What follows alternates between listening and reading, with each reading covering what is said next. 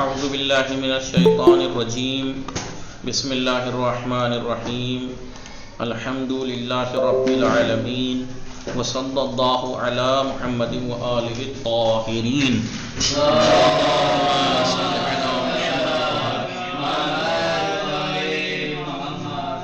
السلام علیکم ورحمۃ اللہ وبرکاتہ. وعلیکم السلام ورحمۃ اللہ وبرکاتہ. خیریت سے آپ سب لوگ ٹھیک ہیں؟ جی اعلیٰ خیریت سے ہے. عارفہ حسن، نہال، نزہت فاطمہ، روحی مین، سکینہ ایس. جی آپ ٹھیک ہیں؟ آپ لوگ آن لائن ہوں؟ جی جی ہماری گفتگو تاریخ پیغمبر اسلام، جی پیغمبر اسلام جو کتاب ہے اس کے 3 درس تمام ہوئے ہیں، جس میں آج چوتھا درس شروع ہو رہا ہے. شروع میں ہی پہلے ہی درس میں بتایا تھا کہ اگر کوئی شخص، کوئی انسان آ کر دعویٰ کرے کہ میں نبی ہوں، میں رسول ہوں، تو ہم کیسے پہچانے کہ یہ صحیح کہہ رہا ہے. وہ طریقے بیان کیے تھے. یاد ہے نزہت فاطمہ، آغا نہال، جی عارفہ؟ ٹھیک ہے، آپ لوگوں کو یاد ہے؟ کیسے پتہ لگے گا کہ وہ سچ بول رہا ہے؟ اس کے کردار سے، اس کے ساتھ رہ کر. جی اور چار چیزیں بتائی تھیں، 4 اسٹیپ بتائے تھے، 4 چیزیں بتائی تھیں کہ تعلیمات کے کردار سے چار چیزیں ملاک اور معیار ہیں کسی بھی نبوت یا رسالت کے دعویٰ کرنے والے کے سچا یا جھوٹا ہونے کو پہچاننے کے لیے. مثلا جیسے ہمارے نبی نے کہا کہ میں نبی ہوں، میں پیغمبر ہوں، تو ہمیں اگر پتہ لگانا ہے، یا لوگوں نے جیسے جیسے پتہ لگایا وہ کیا طریقے اپنائے. پہلا طریقہ تو یہ ہے کہ جو بھی دعویٰ کر رہا ہے نبوت یا رسالت کا، تو اس کی پچھلی زندگی کو صحیح سے ریسرچ کر لیجئے، پتہ لگ جائے گا کہ یہ سچ بول رہا ہے یا جھوٹ. جی اگر اس کی زندگی جو پیغام لایا ہے اسی کے مطابق اس کی زندگی اب تک کی تھی، سچ کوئی بھی ضمیر سے گرا ہوا کام انجام نہیں دیا، ہمیشہ اعلیٰ کردار کے کام انجام دیے، تو سمجھ لیجئے کہ وہ سچ بول رہا ہے. جیسا کہ ہمارے رسول کے بارے میں اکثر لوگوں نے شروع میں جو اسلام لائے، وہ کیسے لائے؟ جو شروع میں جلدی سب سے پہلے اسلام لائے، وہ اس لیے کیونکہ انہوں نے دیکھا تھا کہ آپ کی زندگی میں، آپ کو دیکھا تھا کہ آپ ہمیشہ صادق، امین، امانت دار، نہ کبھی جھوٹ، اعلیٰ کردار، اعلیٰ اخلاق، خوش اخلاقی، یہ سب کچھ تھا، کبھی جھوٹ نہیں بولا. تو اب انہوں نے جب نبوت کا کہا کہ میں نبی ہوں، تو لوگوں کو دیر نہیں لگی سمجھنے میں کہ آپ سچ کہہ رہے ہیں، کیونکہ آپ کی زندگی ان کے سامنے تھی جن لوگوں نے مانا. ٹھیک ہے. دوسرا طریقہ کیا تھا؟ دوسرا طریقہ یہ دیکھنا ہے کہ اگر وہ جو نبوت یا رسالت کا دعویٰ کر رہا ہے تو اس سے یہ پوچھے کہ وہ آپ پیغام کیا لایا ہے، شریعت کیا لایا ہے، پیغام کیا دے رہا ہے. تو اس کے پیغامات اور ان کی تعلیمات کو اگر غور و فکر کر لیں تو بھی پتہ لگ جاتا ہے کہ وہ سچ بول رہا ہے یا جھوٹ. جیسے کہ ہمارے نبی نے جب کہا تو کتنے لوگوں کے واقعات بھی نقل ہوئے کہ ان لوگوں نے دوسرے طریقہ اپنا کر آپ کو سچا مانا اور آپ کی نبوت کا اقرار کیا، مانا. وہ کیا تھا کہ ان لوگوں نے آ کے پوچھا کہ آپ کیا لے کے آئے ہیں، کیا چاہتے ہیں ہم سے؟ تو آپ نے بتایا کہ سچ بولو، ظلم نہ کرو، مظلوموں کو نہ ستاؤ، غریبوں کا ساتھ دو. تو ان تعلیمات کو جب دیکھا، کہا، تو سو لوگوں نے مان لیا کہ واقعاً ایسی تعلیمات تو آسمانی تعلیمات ہو سکتی ہیں. جی لہٰذا ایک طریقہ یہ ہے کسی کو بھی سمجھنے کا کہ یہ کتنا سچ کتنا. ٹھیک ہے. تیسرا طریقہ بتایا تھا جی گزشتہ انبیاء، گزشتہ لوگوں کی پیشن گوئی، بھوشیہ واڑی، کہ ہر نبی کی پہلے سے ہی یہ رہا ہے کہ ہر نبی اپنے بعد والے نبی کے بارے میں بتا کے جاتا ہے کہ وہ آئے گا، یہ نام ہوگا، یہ خصوصیات ہوں گی، باریک سے باریک خصوصیات بتا کے جاتا ہے کہ وہ امت بعد والے نبی کو بعد میں پہچان جاتے ہیں کہ ہاں یہی ہے، وہ اسی کے بارے میں کہا تھا. تو اب ہمارے رسول کے بارے میں آئیے. جناب موسیٰ کی آپ نے دیکھا وہ کہہ کے جا چکے تھے. جی جناب عیسیٰ نے یہاں تک کہا تھا اسمہ احمد، ان کا نام احمد ہوگا، یہ خصوصیات ہوں گی. جی ایسے ہی نسل در نسل لوگ یہ نصیحتیں اپنے بعد والی امت کو اور اپنے خاندان کو کرتے رہتے تھے کہ دیکھو نبی آئے گا، فلاں جگہ آئے گا، ایسا ہوگا, یہ خصوصیات ہوں گی. اور آپ نے وہ واقعات پیچھے کچھ کے دیکھے بھی. جناب سلمان والا کیا تھا, کیونکہ آپ نے سنا تھا کہ جو نبی بتایا گیا تھا آپ کو پہلے سے کہ جو نبی آئے گا وہ تحفہ تو لے گا, صدقہ نہیں لے گا. جی اس کی یہ خصوص سب کو, یہاں تک کہ یہودی جن کا عرب میں کوئی تعلق نہیں تھا عرب سے, لیکن آپ جب دیکھتے ہیں کہ جنگ خیبر کس سے ہوئی, یہودیوں سے, تو یہودی وہاں کیا کر رہے تھے, یہ نسل در نسل ان کے اجداد نے وصیتیں نصیحتیں پیشن گوئیاں کی تھیں, بھوشیہ واڑیاں کی تھیں کہ نبی آئے گا, فلاں علاقے میں آئے گا, ایسا ہوگا. تو یہ لوگ اپنا سامان گھر بار اٹھا کے یعنی سب کچھ لے کے یہاں آ گئے تھے کہ ہم آئیں گے, وہاں نبی آئے گا, ہم ان کی بیعت کریں گے. اور لوگ ان سے کہا گیا تھا کہ سب سے پہلے تم ان کی تائید کرنا, ان کا اقرار کرنا, تم سے پہلے کوئی اور ان کو نہ مانے, تم سب سے پہلے ماننا. تو یہ یہودی اور نصارہ وہاں یہ اس لیے آ کے بسے تھے کہ آخری نبی آئے گا. لیکن یہ بتائیے کہ سب لوگ یہ نصیحتیں بھی کرتے تھے, یہودی لوگوں کو کہتے بھی تھے نبی آئے گا, ایسا ہوگا, اور وہ وقت قریب ہے. جن لوگوں کو یہ بتاتے تھے جب رسول آئے وہ تو ایمان لے آئے, یہی نہیں لائے. کیوں نہیں لائے یہودی؟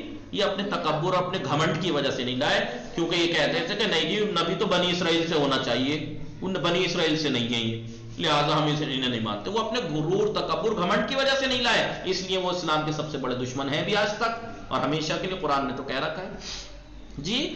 لہذا کتنے لوگ اس طریقے پر ایمان لائے کیونکہ پہلے سے آپ کے بارے میں سنتے آ رہے تھے. جناب سلمان فارسی, آپ کو کیا لگتا ہے, یہ آپ سنتے آتے تھے, بہت عمر تھی ان کی, یہ اپنے بڑوں سے سنتے آئے تھے, اس لیے آخری نبی کی تلاش میں ادھر سے ادھر جاتے تھے یہ. اور آخری نبی کا جب پتہ لگا تو آپ پہنچے فوراً, 2 چیزیں لے کے پہنچے, ایک گفٹ اور ایک صدقہ. کہا کہ یہ ہدیہ ہے تو مول رسول نے لے لیا. دوسرا دیا یہ صدقہ ہے, کہا کہ صدقہ ہم پہ حرام ہے, اور بتا رکھا تھا کہ آپ کے شانے پہ مہر نبوت ہوگی, اور یہ ہوگا اور وہ ہوگا, ساری خصوصیات. آغا نہال, آغا روحی میم, فاطمہ زہرا, یہ سب خصوصیات پہلے سے لوگوں نے بتا چکی تھی, پچھلے انبیاء نے آپ کے بارے میں بتایا تھا. لہٰذا ایک طریقہ یہ بھی ہے کسی کے دعوی رسالت کو سچا ماننے کے لیے کہ پرانے نبیوں نے ان کے بارے میں کہا ہے یا نہیں, بتایا ہے یا نہیں. اور چوتھا اور آخری طریقہ کیا ہے, معجزہ. اگر کوئی کہہ رہا ہے میں نبی یا رسول ہوں تو آپ دیکھیے معجزہ ہے اس کا جی. پھر ہم نے تو اپنے رسول کے معجزوں کے بارے میں بات کی, پھر یہ بتایا کہ تمام معجزے, اور یہ معجزہ کوئی کھیل نہیں ہے کہ جو لوگوں کو کہنے کہ تماشے کی طرح دکھا دیا جائے, نہیں. دعوی رسالت کے دعوے میں ثبوت کے طور پر, دلیل کے طور پر نبی دکھاتے ہیں. وہ تھا دکھایا, لوگوں نے مانا, نہیں مانا تو اب یہ دلیل نہیں ہے کہ نہیں مانا تو اور ان کے کر کے دکھاؤ, یہ کر دو اور وہ کر دو, جیسے بہت سے لوگ کرتے تھے, نہیں. پھر ہم نے یہ بات کی تھی کہ ہمارے نبی کے جو اکثر معجزے ہیں جو تاریخ میں ذکر ہیں وہ وقتی تھے اور ختم, ہمارے سامنے تو نہیں ہے نا, لیکن قرآن ایک ایسا معجزہ ہے ہمارے رسول کا جو ہمارے سامنے ہے, آج پچھلے میں معجزے کے بارے میں بتا دیا, آج قرآن کے بارے میں, یہی چوتھا درس. دیکھیے میں نے پورے 3 درس کا خلاصہ کر دیا, پورے عارفہ, فاطمہ زہرا, نہال, روحی میم, نصرت, ہم نے پورے 3 درس کا خلاصہ بیان کر دیا. آج چوتھا درس شروع ہوتا ہے, قرآن زندہ جاوید معجزہ.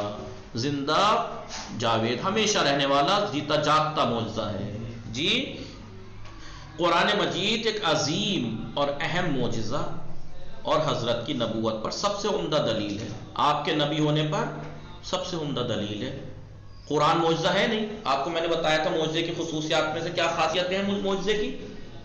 سب سے پہلے تو وہ اپنے دعوے کی دلیل کے طور پر ہوتا ہے, جو نبی جس چیز کا دعویٰ کر رہا ہے اس کی دعوے کی دلیل کے طور پر, ثبوت کے طور پر ہوتا ہے. دوسرا اس میں چیلنج ہوتا ہے, اس میں عربی میں پڑھیں گے تحدی, چیلنج ہوتا ہے اس میں, اور وہ چیلنج لوگ قبول کرنے سے عاجز ہوں, انسانی طاقت رکھتے ہوئے وہ اس کو انجام یا اس کا جواب نہ لا سکیں. تو بتائیے قرآن میں یہ سب چیزیں ہیں نہیں ہیں. نبی نے کہا میں نبی ہوں, دعویٰ تھا, اس کے اوپر یہ دلیل ہے. چیلنج ہے اس میں, آپ اٹھا کے دیکھیے چیلنج ہے یا نہیں ہے. پیچھے آیت گزری یاد ہے, بسم اللہ الرحمن الرحیم, قل لا ان اجتمعت الانس والجن علی ان یاتوا بمثل هذا القرآن. اے رسول ان سے کہہ دیجئے کہ اگر جن اور انسان سب دونوں جمع ہو جائیں, خالی انسان ہی نہیں جنات بھی جمع ہو جائیں کہ اس کا جواب لا سکیں قرآن کا, تو لا نہیں سکتے ہرگز. چیلنج ہے نہیں ہے. اور آگے آ کے اپنے پڑھا ہوگا اگر تم یہ کہتے ہو ان کنتم فی ریب مما نزلنا علی عبدنا فاتوا بسورۃ من مثلہ، اگر تم یہ کہتے ہو اگر تم شک میں ہو ان کنتم فی ریب مما نزلنا علی عبدنا، اگر تم شک میں ہو کہ جو ہم نے اپنے بندے نے رسول پر نازل کیا اس کے بارے میں اگر تمہیں شک ہے قرآن کے بارے میں کہ یہ آسمانی کتاب نہیں ہے یہ ان کا گھڑی ہوئی ہے، فاتوا بمثلہ ھذا، تو اس جیسا لا کے دکھا دو، اس جیسا لا کے دکھا دو۔ آپ بتائیے کسی چیز کا جواب لانا آسان ہے، دشمنی کر کے قتل و غارت مچوانا آسان ہے؟ جواب لانا آسان ہے نا؟ تو دنیا آسان چیز چنتی ہے، تو دشمنوں نے کافروں نے والی چیز کیوں چنی، سخت والی؟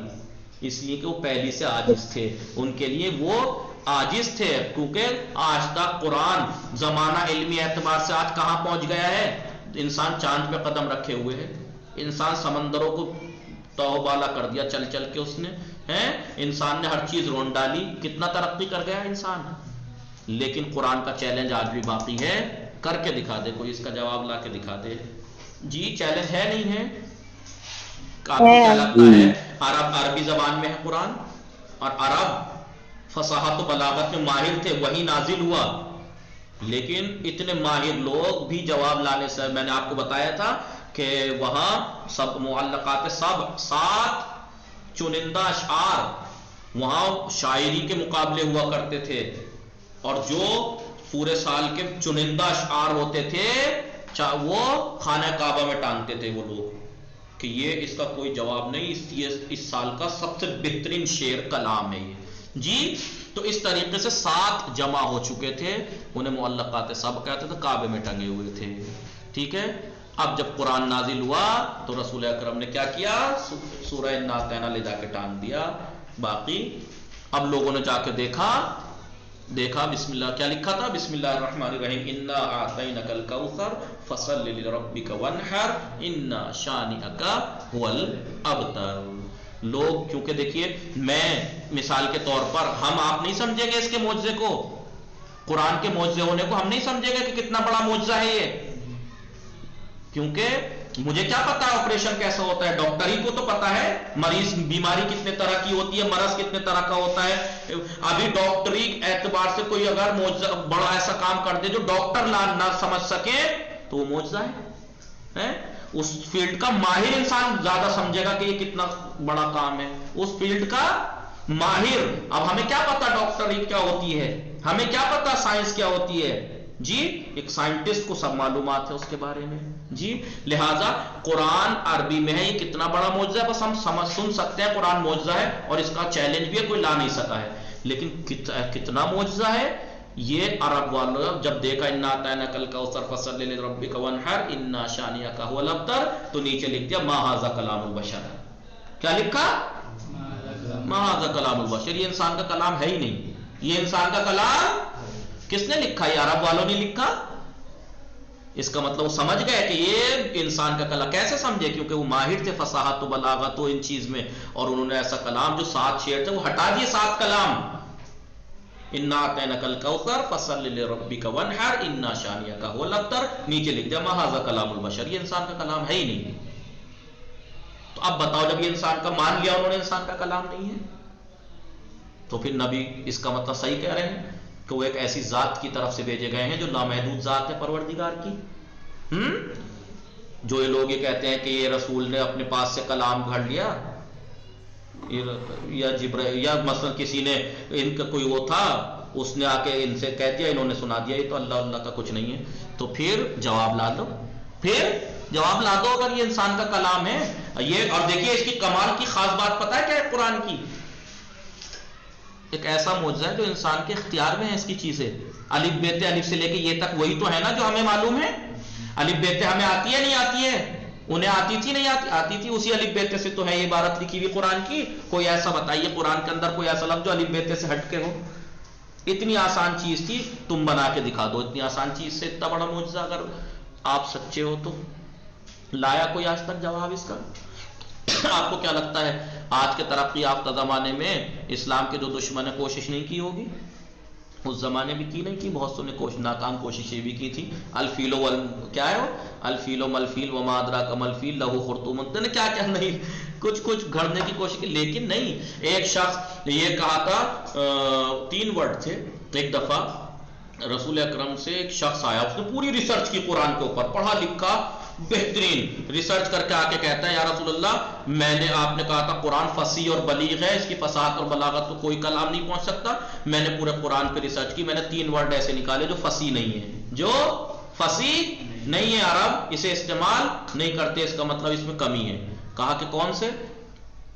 تو کہا ایک، مجھے 3 ورڈ یاد نہیں آ رہا، ایک تو تھا کبار، قرآن میں ایک ورڈ آیا کبار، بوڑھے کو کبیر کہتے ہیں یا کچھ اور ورڈ استعمال کرتے ہیں، وہ شیخ کہتے ہیں یا، لیکن وہاں لفظ آیا قرآن میں کبار. ایک ورڈ عجاب، عجاب ایک عجاب ورڈ آیا ہے. ایک ورڈ اور کون سا تھا؟ 3 ورڈ تھے اس نے بتایا. تو رسول اکرم نے کیا کہا؟ بڑے میاں کھڑے ہوئے تھے، کہا بیٹھ جاؤ، بیٹھ گئے. کہا کھڑے ہو جاؤ، کھڑے ہو گئے. کہا بیٹھ جاؤ، بیٹھ گئے. کہا کھڑے ہو جاؤ، کھڑے ہو گیا. کہا بیٹھ جاؤ. بڈھا عاجز آ گیا، وہ آ کے کیا کہتا ہے یا رسول اللہ انا شیخ کبار ھذا شیخ عجاب، میں بوڑھا شاخ اور یہ عجیب چیز ہے جو آپ میرے ساتھ کر رہے ہیں، کھڑے ہو جا بیٹھ جا، کھڑے ہو جا بیٹھ جا. تو اب کہا بتا اگر یہ فصیح نہیں تھا تو نے تو خود بول دیا کبار اور عجاب. جی ہاں کیا کہا؟ انا شیخ کبار ھذا شیخ عجاب، خود بولا اس نے. تو کل قرآن کا ایک ایک ورڈ، ایک ایک لفظ ایسا ہے کہ آپ اس کا ہم معنی ورڈ بھی اس کی جگہ رکھیں گے تو کمی ہو جائے گی اس میں، اس جیسا اس کے ہم میننگ ہوتا ہے نا اردو میں. آپ لکھ دیجئے مثلا کوئی ہم معنی ورڈ دیکھے ہوں گے، بہت سے ہم معنی ورڈ ایک ساتھ یوز ہوتے ہیں، آپ نے دیکھا ہوگا ہے دوست و ساتھی، دوست و ساتھی، فلاں و فلاں. آپ نے بہت سے ورڈ ہم میننگ، ہم معنی ورڈ، مترادف ورڈ دیکھے ہوں گے. انسان و بشر، انسان و بشر، آپ انسان کہہ لیجئے، بشر کہہ لیجئے. لیکن قرآن میں جو ورڈ ہے آپ اس کا کسی بھی ورڈ کا ہم معنی ورڈ بھی اس کی جگہ رکھ دیں گے تو خراب ہو جائے گا، ساری فصاحت بگڑ جائے گی. جی اس طریقے سے چنندہ الفاظ، چنندہ چیزیں، چنندہ مطالب اس طریقے سے سیٹ کیے ہوئے ہیں اس میں کہ اس میں ادھر سے تھوڑی سی بھی گڑبڑی سے وہ بات نہیں ہو سکتی جو ہے اس میں. سمجھ رہے ہیں آپ قرآن کا معجزہ؟ ہو سکتا ہے تھوڑا بہت اور بتائیں بھی کہ کس طریقے سے معجزہ ہے. ہم الفاظ کا چناؤ، کون سے الفاظ جو چن کے رکھے گئے ہیں وہ الفاظ کا چناؤ، الفاظ کی ترتیب، جملوں کی ترتیب، یہ سب ہر اعتبار سے معجزہ ہے قرآن، ہر اعتبار سے معجزہ. جی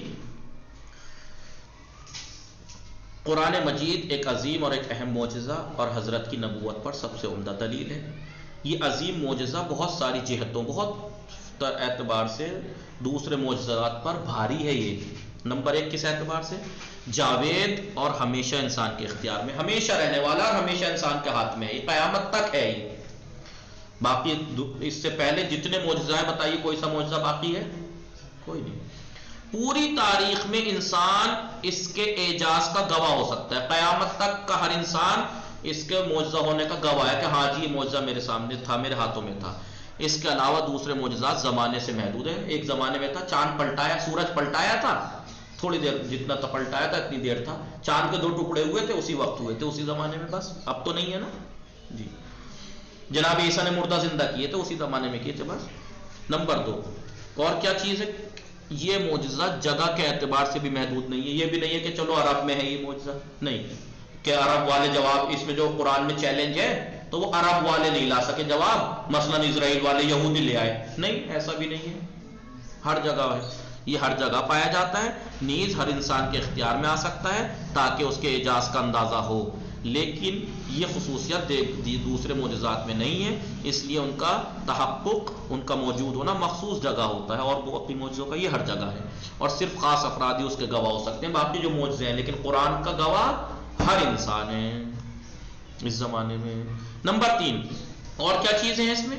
قرآن نبوت کی دلیل کے معجزے کے علاوہ، قرآن ایک تو معجزے کی دلیل تو ہے ہی، نبوت کی دلیل تو ہے ہی کہ میں نبی ہوں، نبی کے دعوے کی دلیل تو ہے ہی، ساتھ ساتھ حیات بخش اس کے اندر پروگرام ہیں، وہ ہادی بھی ہے قرآن. قرآن اور معجزے ہدایت تھوڑی کر رہے تھے کہ لو جی چاند کے ٹکڑے ہو گئے ہدایت کر دی ہمیں. صرف نبوت کی دلیل سمجھ لی کہ ہوا ہے کہ چلو بھائی نبی کر سکتا ہے یہ کام. سورج پلٹا دیا, مردہ زندہ کر دیا, یہ فلاں معجزہ نبوت کی دلیل تو ہے, لیکن قرآن نبوت کی دلیل تو ہے, دعوے کی دلیل کے ساتھ ساتھ ایک ہمارا ہادی بھی ہے. یہ ایک پورا رہبر ہے ہمارا. لیکن دوسرے معجزات میں یہ امتیاز, یہ برتری نہیں پائی جاتی جو قرآن کے اندر ہے. قرآن کریم ایک عادی نارمل اور معمولی کتاب نہیں ہے, بلکہ خداوند عالم کا کلام اور معجزہ ہے, جس کے جیسا کلام پیش کرنے سے دوسرے لوگ عاجز ہیں. قرآن اپنا تعارف کیسے کرا رہا ہے, اپنا انٹروڈکشن کیسے کرا رہا ہے, ایک معجزے کے عنوان سے کہ معجزہ ہوں میں, اور لوگوں سے درخواست کرتا ہے اگر اس کے معجزہ ہونے میں تمہیں شک ہو تو اس جیسا کلام, آپ نے دیکھا ہوگا جو میں نے آیت پڑھی مما نزلنا علی عبدنا فاتوا بمثلہ, تو اس جیسا لے آؤ. تو آپ کو لگے کہ بھائی قرآن بہت بڑا ہے, اتنا بڑا لانا تو سخت ہے, تو کیا کہہ رہا ہے 10 سوروں کا لے آؤ. آگے آیتوں میں جا کے دیکھیں گے 10 سور 10 سوروں کا جواب لا دو, اور آگے اپنے چیلنج کو کم کرتے کرتے ایک سورے پہ لا دی بات کہ چلو نہیں لا سکتے پورے کا جواب, نہیں لا سکتے 10 سوروں کا جواب, جبکہ وہاں پہ یہ نہیں کہا کہ 10 سورے کون کون سے, سورہ بقرہ سورہ آل عمران بڑے بڑے بتا دیتا, نہیں, جو مرضی آئے, اور اگر نہیں تو ایک ہی سورہ کا جواب پیش کر دو. یہاں بھی نہیں کہا کہ سورہ بقرہ کا جواب دے دو یا آل عمران کا بڑے ہیں, نہیں, ایک سورہ کا کوئی سے کبھی سب سے چھوٹا سورہ الناس ہے نا, اس کا ہی جواب لا دو. جی درجہ ذیل نیچے جو آیات ہیں ان پر توجہ کیجیے. اے رسول ان سے کہہ دو قل لئن, کیا ہے, اگر جن و انس باہم مل کر ایسا کلام پیش کرنا چاہیں تو ایسا کرنے سے عاجز. لئن کیا ہے, قل لئن اجتمعت الانس والجن علی ان یاتوا بمثل هذا القرآن لا یاتون. یا جو لوگ دھوکہ کرتے ہیں ان سے کہو تم لوگ خدا کی طرف جھوٹی نسبت دیتے ہو, ان سے کہو اگر تم لوگ اپنے قول میں سچے ہو ان کنتم اس جیسے 10 سورے لے آؤ. یہ ترجمہ دے رکھا ہے, آپ عربی دیکھ لیجیے گا. نیز اس کے لیے کسی اور سے, اور یہی نہیں کہا کہ انسانوں تم لے آؤ اس کا جواب, اگر تم چاہتے ہو تو اللہ کے علاوہ باقی دنیا کی ہر چیز سے مدد لے لو, جنوں سے مدد لے لو, جنات سے مدد لے لو, ہیں تب بھی تم نہیں لا سکتے. یہ چیلنج خالی انسان نہیں, اللہ کے علاوہ ہر مخلوق سے ہے, جن ہو انسان, ٹھیک ہے. نیز اس کے لیے کسی اور سے بھی مدد لے سکتے ہو. اس کے بعد اگر تمہارا جواب نہ دیں وہ لوگ تو سمجھ لو کہ قرآن خدا کے علم سے نازل ہوا ہے, جس کے علاوہ کوئی خدا نہیں ہے. کیا تم تسلیم کرتے ہو؟ یا آگے دیکھیے, جو کچھ میں نے اپنے بندے پر نازل کیا ہے مما نزلنا علی عبدنا, اگر اس میں تم ان کنتم فی ریب مما نزلنا علی عبدنا فاتوا, اس جیسا کوئی سورہ لے آؤ. اور نیز اس کے لیے تم ایک دوسرے سے مدد بھی لے سکتے ہو, اور اگر سچے ہو تو مدد بھی لو اور لا دو جواب. اور اگر ایسا نہیں کر سکتے تو اس آگ سے ڈرو جس کا ایندھن لوگ اور پتھر ہوں گے, بت ہوں گے, اور قیامت سے ڈرو پھر. اور یہ چیز کافروں کے لیے مہیا کی گئی ہے. کون سی چیز؟ یہی آگ قیامت کی, جس کے ایندھن کیا ہوگا, انسان, پتھر اور بت. مذکورہ آیات میں قرآن ایک معجزہ اور حضرت محمد صلی اللہ علیہ وآلہ وسلم کی نبوت پر دلیل کے عنوان سے متعارف ہوا ہے کہ دلیل ہے, معجزہ ہے, آپ لا دو جواب. اور صاف لفظوں میں لوگوں سے درخواست کرتا ہے, چیلنج کرتا ہے کہ اگر قرآن کے اعجاز ہونے میں یا محمد کی رسالت کے بارے میں تمہیں شک ہو تو اس کے جیسا قرآن یا کم از کم 10 سورے ہی پیش کر دو. اور اگر دشمن اس بات پر قادر ہوتے تو وہ ضرور ایسا کرتے, نہیں کرا, جنگوں پہ پڑ گئے, تو اس کا مطلب یہ ہے کہ وہ اس سے عاجز تھے, ان کے لیے جنگیں آسان تھی, مرنا کٹنا آسان تھا, یہ جواب لانا سخت تھا. اور اسی کو نبوت کے صحیح ہونے میں, بھائی ان لوگوں کو ہمارے نبی کو نہیں ماننا تھا مثال کے طور پر, تو کتنا آسان تھا, انہوں نے چیلنج کیا تھا, اس کا جواب لا دیتے, ختم, کتنا آسان تھا. لیکن اتنا آسان نہیں تھا. کیوں؟ اب بتائیے, خون بہانا آسان ہے یا کسی بات کا جواب دے کے بات کو ختم کر دینا آسان ہے بات؟ لہٰذا نبی نے کہا تھا, قرآن نے کہا تھا جواب لا دو. یہ بھی نہیں کہ سارے کا مانگا, 10 کا مانگا, ایک کا ہی لا دیتے, بات ختم ہوتی, 2 اور 2 4, لو جی بات ختم, ہم نے ایک کا جواب لا دیا, ان کو ہم نے غلط ثابت کر دیا, اب یہ نبی نہیں, اب ہم آزاد, اب ہماری بات مانتے ہیں. لیکن نہیں, انہوں نے, اور آپ کے جواب نہ لا سکے اور پیغمبر اسلام اور مسلمانوں کے سامنے پیش کر سکتے تھے, لیکن نہیں.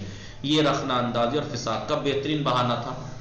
اگر ایسے ان کے لیے ممکن ہوتا تو وہ اسلام کے اثر و رسوخ کو، اس کے اثر کو کم کر دیتے جواب لا کر، اور تازہ اور نئے مسلمانوں کو رسول کے ارد گرد سے منتشر کر دیتے، نہیں بھگا دیتے، ہٹ جاتے لوگ، اور پھر جنگ اور خون ریزی اور دیگر مشکلات کی کوئی ضرورت بھی نہ پڑتی انہیں، آسان تھا جواب، اگر لانا لا دیتے، کیوں زحمتوں میں پڑے؟ لیکن یہ لوگ عاجز تھے، اس لیے جب یہ نہ کر سکے تو انہوں نے یہ کیا۔ وصلی اللہ علی محمد وآلہ الطاہرین، اللہم صلی علی محمد وآل محمد وعجل فرجہ۔ سمجھ میں آئی آج کی بحث اور باقی جو خلاصہ میں نے کیا آپ لوگوں کو سمجھ آیا؟ جی آ گئی۔ جی جی طریقہ سمجھ میں آیا؟ جی جی خدا حافظ۔